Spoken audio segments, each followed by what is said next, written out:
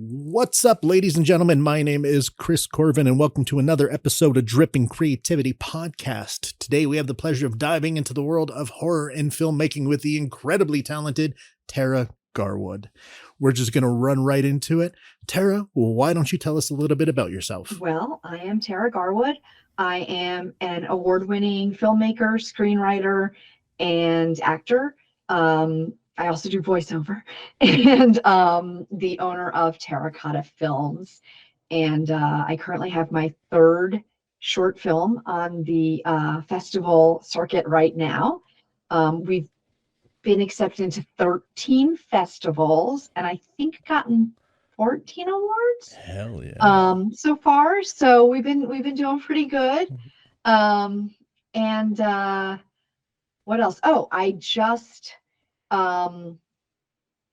won a competition for a mentorship with the guys who wrote The Conjuring, Chad and Carrie Hayes.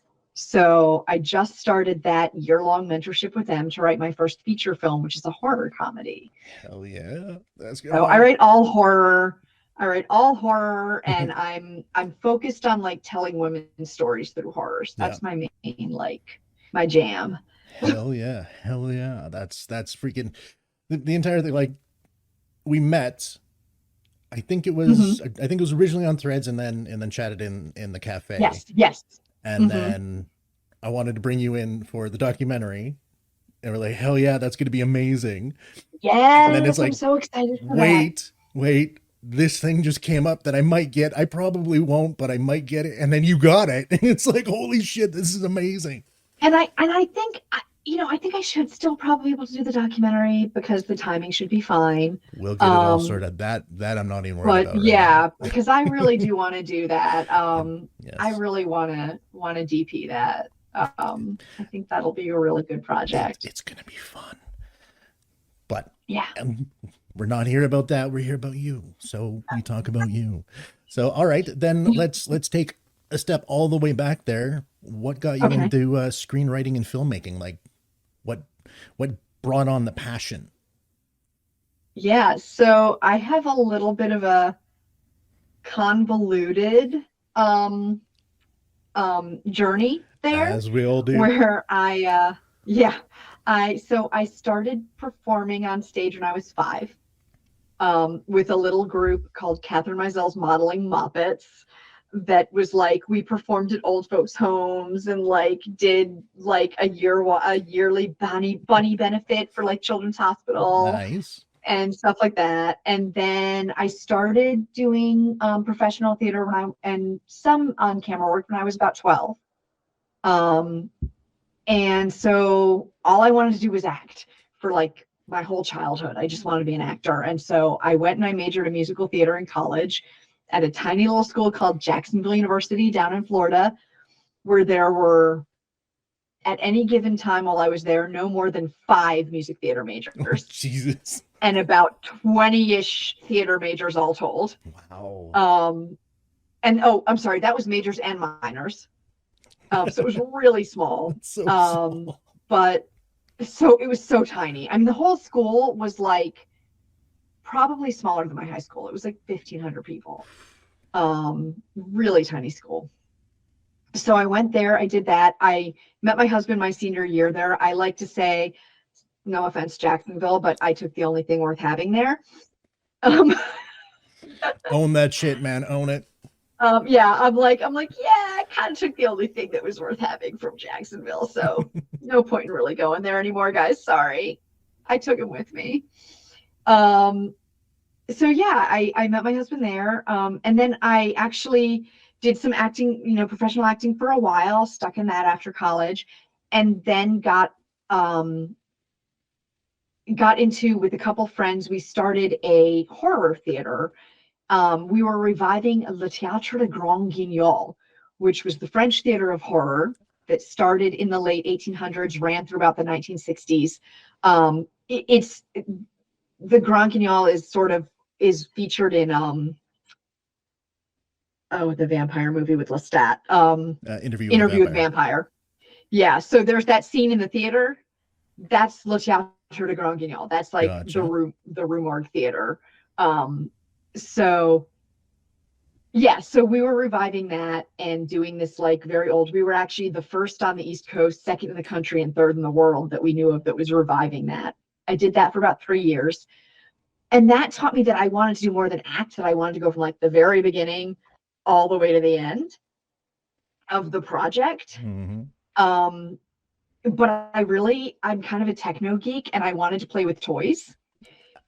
I get it. So I get it. so I went to the local community college. I took a video editing course and I took a radio production course because I didn't know which way I wanted to go. And I fell in love with video immediately.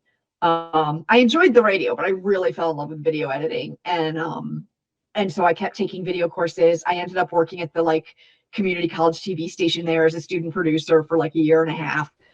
And then I got a job in the government doing video.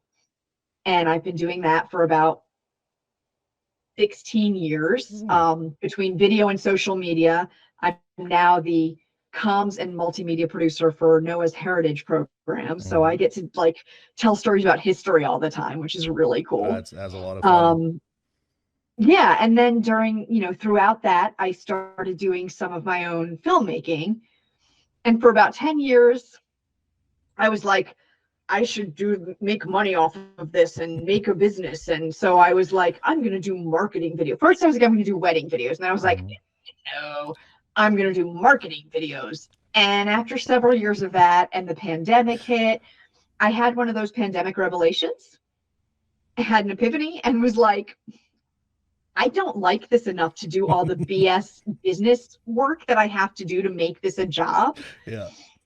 I'm going back to actual filmmaking. And so I asked my friend Sarah Coco Smith, who's a Gothic horror author, if I could turn one of her short stories into a short film.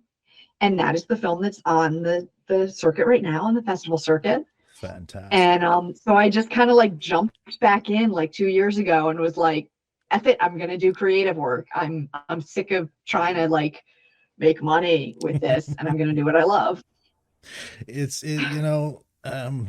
somebody that has also done the corporate side of things for way too fucking long, I understand. That's very much was my thing, where it's just like, you know what, it's sucking the creativity out of me, having to give it to corporations and deal with this bullshit. It's like, I just want to create.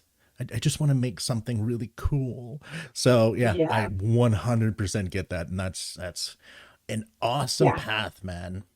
That the entire timeline there is just, it's so good. Like, there's so many great learning experiences. Meandering, well, you know what, but that's what we do as creatives. Like, overall, it's just, if it was a straight shot, it would be boring and you wouldn't want to do it because there was nothing pushing you through. Whereas now you're looking at all the weaves and the curves and twists, and you're like, you know what, I learned a lot. I get bored too easily. I need to learn new things. I need to branch out. I need to like try things all the time. 100%. Lately, I've been dabbling into romance, which is really fucking weird for me because I'm a horror person. So it's just like, I don't get that shit, man. But so side tangent here. Yeah. I've been noticing there is such a similarity between romance and horror. It's almost identical in the ways you're pulling emotions out of people and the result of what you're trying to get. So whereas romance, you're building the emotional impact and connection between two characters for the result of them, falling in love and having their happily ever after. Whereas in horror in general, we want to foster those connections and that emotional growth to destroy and tear down them at the end and make people very sad. There's still tears on both sides. Some are good, some are bad. And I'm just and I think in both you're building tension, right? Yes. And then releasing it and then building it and then releasing it. It's just in different completely different milieus, right? Because I've been going through this there. I wrote a short story with Sarah in 24 hours and I'm like going through it with her, and she's taking care of the romance.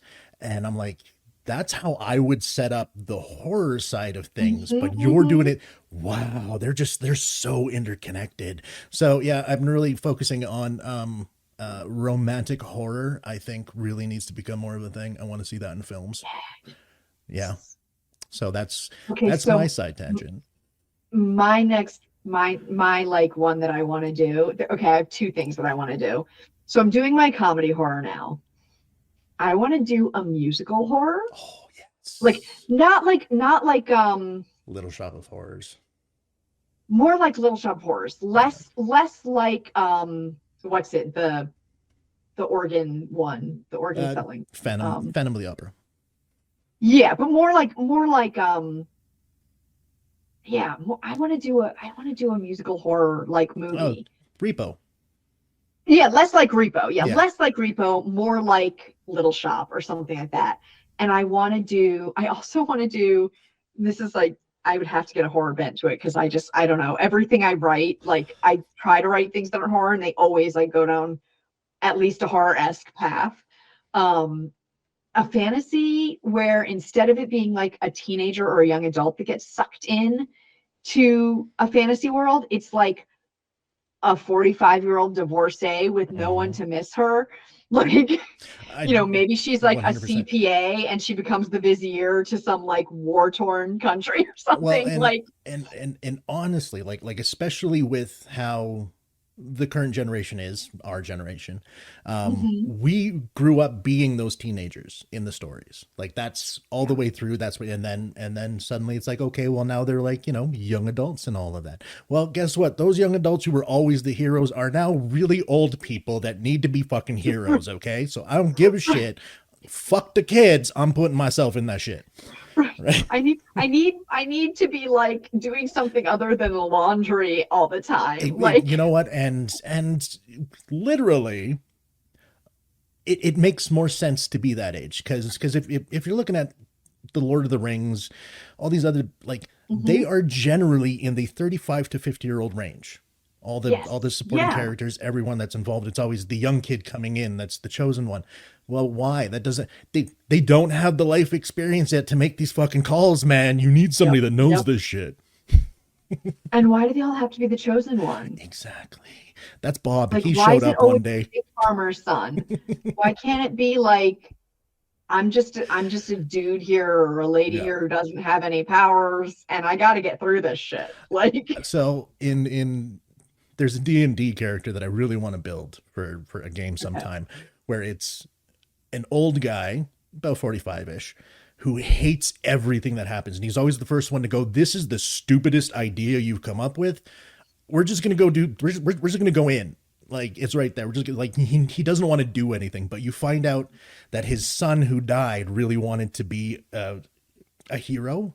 So he's doing all of these things for his son's name, right? Aww. Exactly. Like it's like so tragic, but at the same time, this guy's an asshole. Okay. So I can tell that you're like me and have like serious backstories because Oh, dude. Yeah, no. I have like eons of backstory. I had a character that was a young noblewoman traveling as a man, which my whole party had to roll perception when they first met me. Every single one of them knew I wasn't a man, That's good. but I they like that. all I like that. pretended like they thought I was. You know what? That's fantastic. I like that. Um, I so like, really like that. but I had this whole backstory of that I had a younger brother who was suffering from some sort of like developmental um, condition, and that I was convinced that I could use magic to fix it. And so Mm, that was the whole reason I was adventuring, was because I was going to save my brother. yeah, yeah, yeah. Like, so I had like the whole thing. And But yeah, people always kind of give me crap because I make very, very long, drawn out backstories. anyways, all right. We're totally sidetracked again. Yeah, This yeah. is what I love. I love this. D&D will make us Oh, sidetrack. everything, especially horror D. Oh. Okay, so I'm just going to tell you this shit now. So pre-COVID, my son wanted to run a campaign with his friends, so I DM'd for them. We did it for a couple months and all that, and then eventually kind of fell out. Um, but I like it was a pure homebrew, built the entire world as I do. And then last year I'm like, I want to bring that world back, but we're going to change it. So now their party failed. What my son and his friends were supposed to do, they failed. So the bad guys won. And the entire world is now destroyed and run by evil. So the good guys are now like in Right. underground and shit. The world is all disjointed and displaced from what it was. It's very post-apocalyptic fantasy horror now. And it's just like, oh, I've been building it just off to the side. It's so good. Have you read, I swear I just recommended this to someone. Have you read the Black Company series of books? No. You would love it. It's like, it's like, it's older, but it's very like dark, gritty fantasy, like Game of Thrones, but like actually even darker and more realistic. Um, Interesting. it's really good. It's really, really good. Okay. So side Okay. tangent done. Bringing it back. Honestly, every single one of these interviews has been like this, where it's just random shit for most of it. All right. So the two things that I really wanted to focus on here is the short film, The Strangle of Ivy. Mhm, mhm. Um, Strangle of what Ivy, yep. what did you accomplish what you wanted to with it, and what made you really want to focus on that one over everything Ooh. else? So I'll start backwards. I think the thing that made me want to make this story into a film um, was the relationship between the mother and daughter in the film, and the real focus on family, like difficult family relationships. The second short film I made 10 years ago or so, when I was first starting out, before I thought I was going to do marketing videos, um, was was about two sisters and their mother, and the father was gone. And so I have a thing, I guess I have a need to explore families, and particularly family secrets and how they affect the family like unit and the relationships between the members of the family. It's just something that calls to me.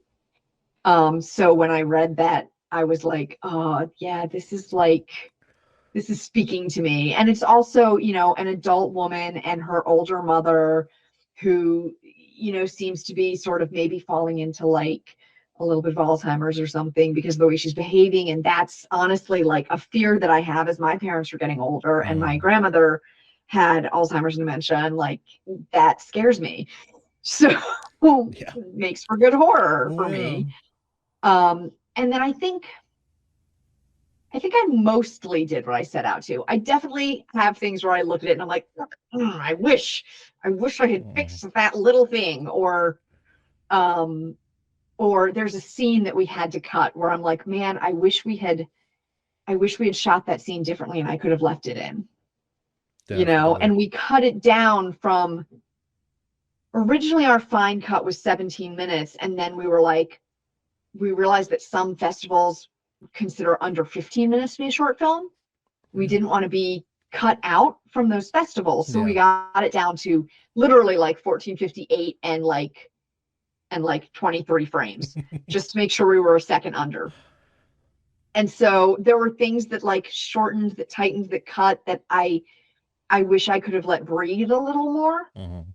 Um, but overall, I think with the money we had to do it, I think we did a really fine job with it, and I'm pretty proud of it. That's awesome. So, piggybacking off of that, which is something I'm always really curious about, given the opportunity and the budget to redo it as a feature length, Ooh. would you do that, or would you just leave it as it is because the story's done?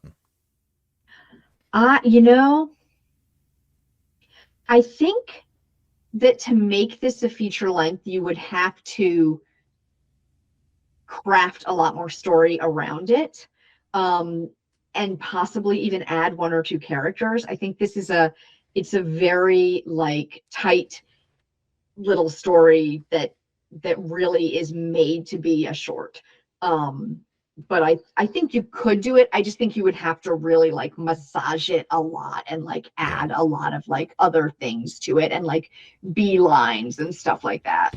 So then, I suppose a double piggyback off of that one would be then talking with the original author there, and then asking the same thing. Like, could you, given the chance to redo this, were there things you were missing that you ended up cutting out that you would put back in? Like maybe that's actually what it is there's so much more that they wanted to add in but didn't for the sake of the story, right? So it's funny because we actually changed a few things in the film, just for the format, to make it feel like a film. But one of the things we changed was the whole ending. It ends Really? completely differently in the film than it does in the book. And Sarah actually was like, I think we may have gotten to a cooler ending. Like she's like, hold on, I think I like this ending better. It's, So it went back and forth, and like we went through some dud ideas for endings, but she hit on that, and she was like, I think I actually like this one better. it's difficult when you're doing stuff like that. Like I know even for me, with like the ARG and stuff that I was running is I would Mm-hmm. write out everything as I would see it.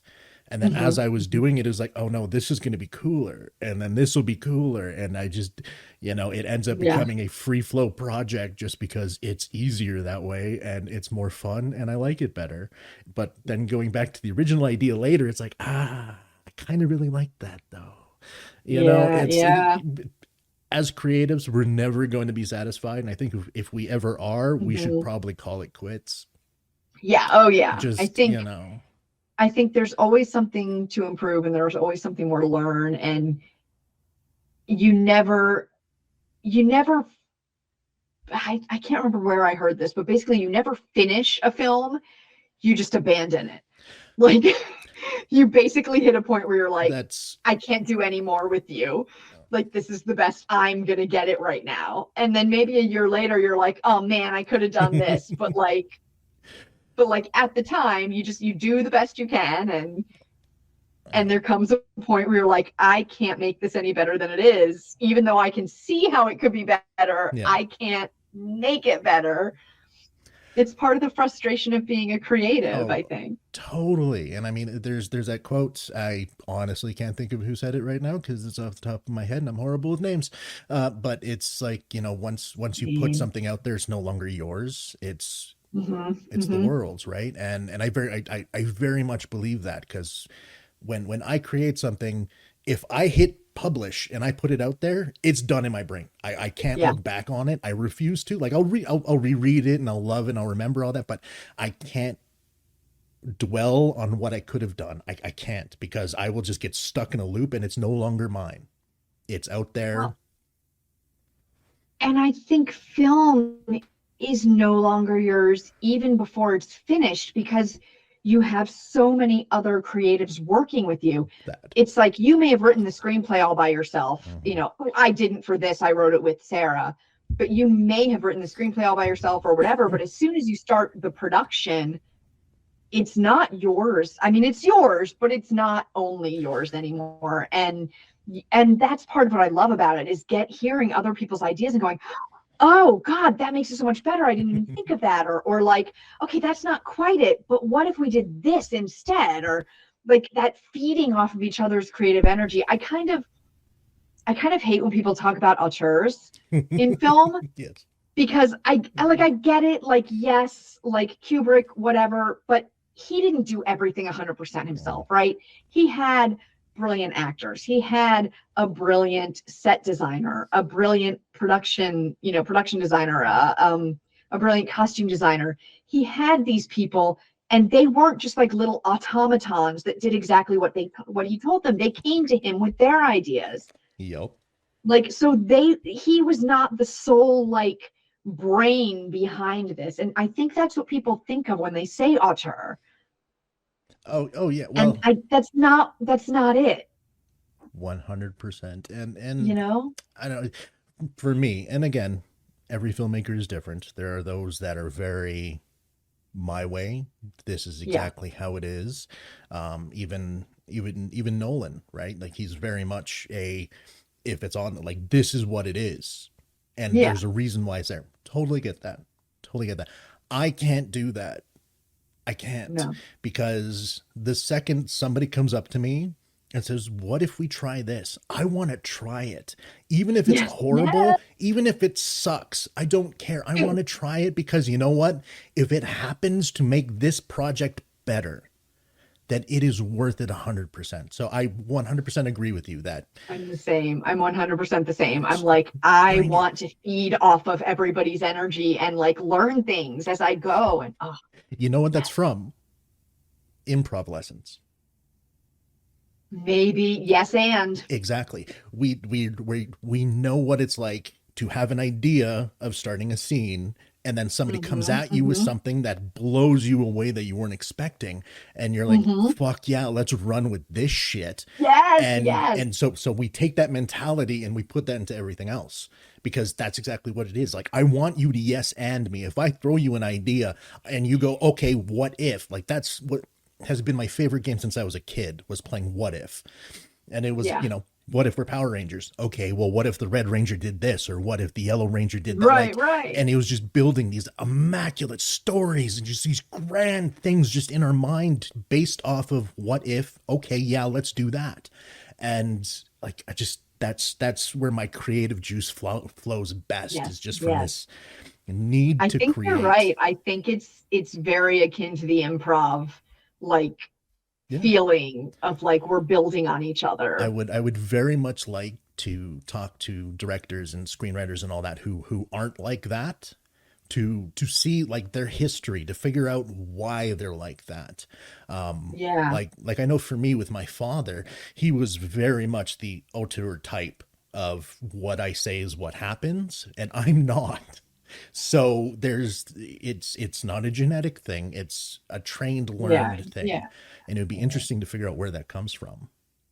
Yeah, that would be interesting. Like, Right. I'd Because, love to see these people's Myers-Briggs. well, yeah, no, it's like between that and just, their upbringing and their schooling. Like, did they have someone in the Mhm. past try to help them and it just went really, really badly? So they're like, no, from this point on, it's not going to Yeah. happen. Like, there's so many possible reasons for a person to like what they like. Flows off that Well, way to yeah, be that but I mean, it sort works of, for some yeah. people, right? Like it Yeah. works really well. So yeah, it'd be very interesting to kind of just do a whole series on directors and screenwriters and all that shit. Yeah. So we're gonna put that one in the bank for later. We'll We'll talk, man. We'll talk. talk. Okay, so we're already over time, but we're gonna keep going. This is Okay. good. This is good. This is That's cool. I got time. I got time. good. So the other main thing that I wanted to focus on is Oh, there went my dog. Sorry about that. all good, is the focusing on telling women's stories through horror and all that. Why is it important for you to focus on that within the horror over all the other possible choices that you can come up with? Yeah, well, you may have noticed I'm a woman. There is that. Yeah, yeah, yeah. So that starts it. But I think so. I think women's stories are not told enough in film, period. I'm trying to remember the stats now, but even just like last year, they found out that like 35%, I think, very is what few it women was. directed, yeah, Yeah. like films, Oh, directed, I big think, was like films. 22%. Yeah, it's ridiculous. Like It was low. it's low. Yeah. It's ridiculously bad. And I think horror for me is where I feel like I can make that change. One, because it's the genre that I love. Mhm. But two, I think it's a genre that, although weird, it's kind of a weird genre because it espouses a lot of very traditional conservative values as far as like, if you have sex, you're going to get killed by the slasher, right? And things like that. But it's also very progressive, Yes. in that it's was one of the early ones that like what Night of the Living Dead had Mhm. like the first black male protagonist who like was the hero. Yeah. Like that's like early for any film. Well, for and any type of film. And then, even stuff like that.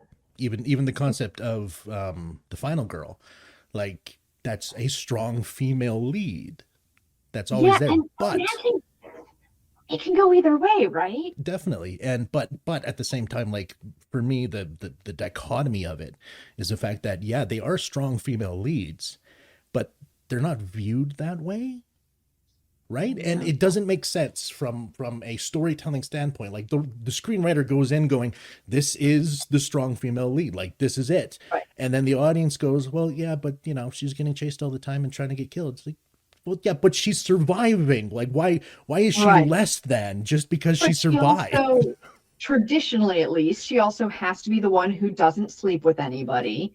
She has Yeah, to be the one very who old remains sort of school. virginal and a good girl in all ways, and meek. Pure. Yeah. She has to be meek and learn to find her power, but not too much power, Mm. right? So it's this weird dichotomy It in is. horror. It is. I hate it. I hate it so And much.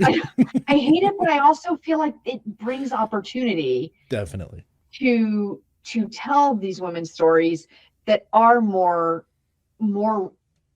true to what women really are like. A lot of us, I mean, I'm sure there are women who are like Laurie Strode, but I'm not her. So like my main character in the feature I'm writing is a freshman in college. She's a journalism major, and she's flawed. She thinks that becoming a top reporter and winning the Pulitzer is far more important than having any friends. And she goes to like great lengths that are not always morally correct to get her story. So she's not just like, pardon my language, but like some not like bad language, but like some namby-pamby like, oh, I'm a good girl. Yes. And the bad guy's after me. No, she's kind of a bitch.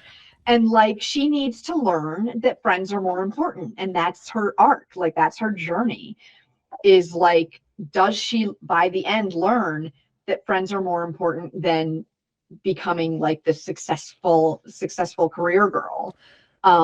So that's what I'm trying to like, and it's not like a hardcore women's story, but it's a story that women have too, and we don't get that one a lot.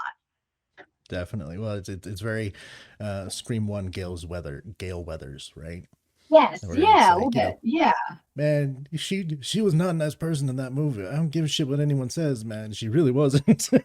Love her to death, and even the story arc she had through all of them, fantastic. No, it's One of not the best. great. But she's But not the women best aren't choices. always great. Like Well, and exactly, sometimes we are, sometimes we're not. exactly. Like we need that sort of breadth of the whole Yeah, spectrum of who people can be in women's stories. And I think horror is a place where I can push that, where I can push definitely. that edge a little bit and play with it a little bit. And I love horror because of it puts people in such drastic situations that you really get to see who everybody is on the inside. That right there. That's why I love horror. And so I think to be able to do that and use it to tell stories about real women, then you get to really see inside in a way that you don't always in like a rom-com or something. Yeah. 100%. I love that. I think that is fucking amazing. That's so good. I was talking a couple months ago to a writer friend of mine, and her and I were discussing female lead characters and all that, and how it's like the only ones that the general public seems to recognize right now are either the completely innocent, doe-eyed, need to be saved ones, or the ones that Yeah. basically act like men because they're Yeah. the hard badasses and fuck you, I don't want to think about it. And it's like, but that's like, okay, sure, a badass woman is amazing, but there's no way that could be all she is, right? We call it in my house man in a skirt. Yes, exactly. Which is how I've always described Xena. Yep. Very much. Go back, I know, but I'm old. Xena Warrior Princess was a man in a skirt. Yep. Like they literally even had a whole story arc about how she had a kid, left him behind because she's not good with kids. Yeah. Well, And it was like, if you're a 90s 2000s action star, sure, that's, you know, that's all you are is one note. But like there's no reason why a strong female lead who survives, think Buffy, like from the original movie back in the day, right? Like yes, just very much an actual fucking love the person. original movie. Exactly. Wait, are we on video? Do you have video? Signed by Christy Swanson. Oh, wow. That's fucking awesome. I dig that. I love that. That's awesome. But she yeah, drew a little bad on it too. naturally. But yeah, no, it's like that was such an amazing character, because you're taking somebody that has such a history and a personality and going, okay, now you are in this situation. What are you going to do? And it's not going to change you. You're going to grow, but you're not going to suddenly become a completely different person because of it. Right. And she didn't suddenly like find mystical, magical, like badass powers. exactly. It wasn't suddenly picking up a stake and she's a completely different person. And, you know, it's like, no, it's character depth and development. And if you're doing that, I fucking love it so much. That is just, oh. Yeah. And then another film that I love that not a lot of people have seen is called A Dark Song. And it's just a woman and a man in a house for most of the movie. But she hires him to summon an angel for her to ask something of it. And I won't say any more than that because it would give it away. But I tell people that it's actually probably the most humane horror film I've ever seen.